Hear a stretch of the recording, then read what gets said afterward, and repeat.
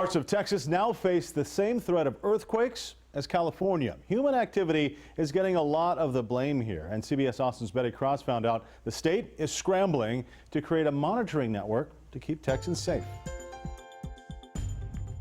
And there's another towering drive to deep center field.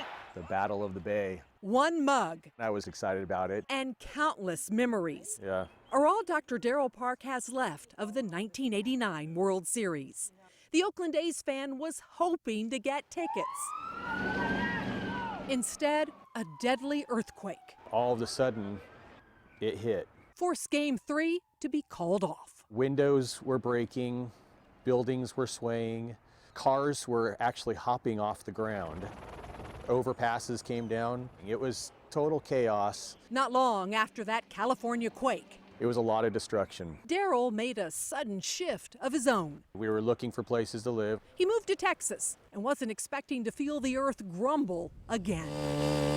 But instead of Texas being a steady home base, new earthquake monitoring equipment shows Texas and Oklahoma are rattling more than ever. As you look to the north in Oklahoma, our neighbor to the north, we're happy to have them own the record of the most earthquakes last year, more than California, okay, by quite a few actually.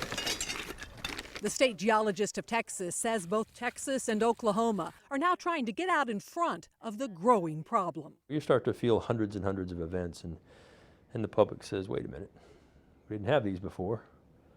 What's going on? Rancher John Chun We have 120 acres. is helping to answer that question.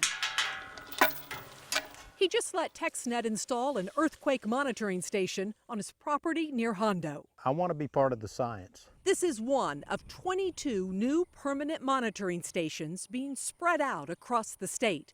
They'll help determine if recent quakes are man-made and if oil and gas wastewater is getting pumped underground in the wrong places and causing faults to slip. These issues are too important for people to just be guessing. Research it, get the data that they need to actually drill down, no pun intended, and do the science on it. The monitoring stations are being installed in out-of-the-way spots that have very little competing ground noise. The need for calm and quiet means you would never put a station right next to a busy road. The problem isn't the jarring sounds we hear, it's the ground noise or vibrations we feel.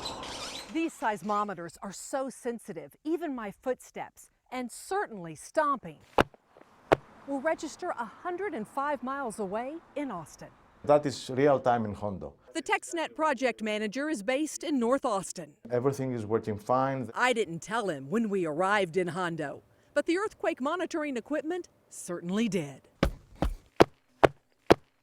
Each red spike is one of our stomps, which means even the smallest quakes There is an event south of San Antonio. are being measured and cataloged. A small event we have in West Texas. Once TexNet has analyzed enough information, it will be easier to determine where to safely store oil and gas wastewater. Know where to drill, what depths, how much liquid they could put in, and at what times. So manage that system just a little bit better so that we're not having a large volume in one spot next to a fault that will move. This rancher spent 30 years practicing law. He knows how to dig for evidence